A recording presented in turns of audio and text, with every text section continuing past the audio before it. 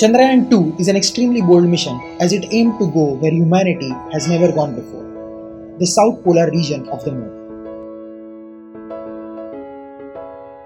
Vikram, the lander of Chandrayaan 2, was to soft land on the surface of the moon at around 2 am this morning. The powered descent of lander Vikram started at around 1:38 am when Vikram was at an altitude of about 30 kilometers above the moon's surface. The powered descent was to be carried out in 4 phases. The first phase being the rough braking phase. During this phase, 4 800 Newton engines were used in a brute force manner. The goal of this phase was to essentially reduce the horizontal velocity of the lander. At the start of this phase, the lander had an orbital velocity of about 1640 meters per second, which is 1.6 kilometers per second. This phase brought the altitude of the lander from about 30 kilometers to around 7.4 kilometers. The second phase of the powered descent was the altitude and absolute navigation control phase.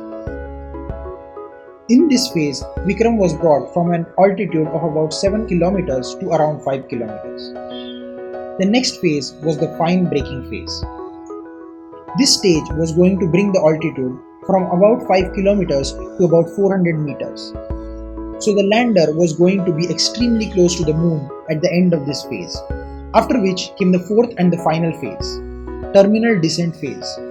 This phase essentially had to fight the gravity of the moon and had to keep the lander from crashing into the moon.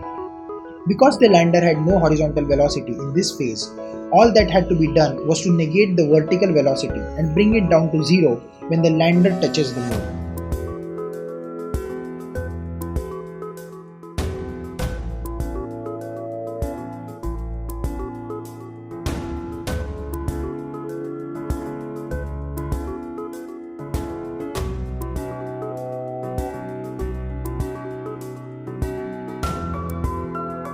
This landing sequence, unfortunately, did not go as planned. What we are seeing here is the trajectory that the lander was to follow.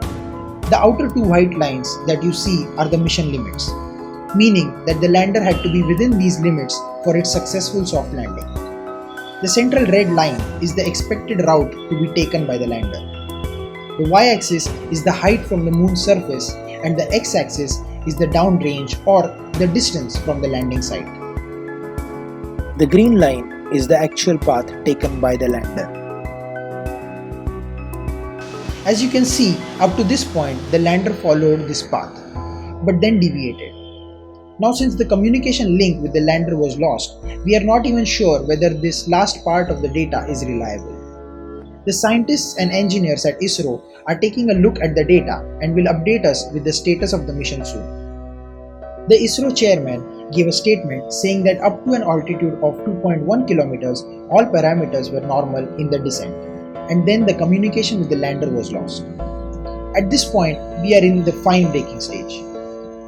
The Prime Minister of India, Narendra Modi, who was present at the ISRO headquarters during the powered descent, came back in the morning to address the scientists and the nation.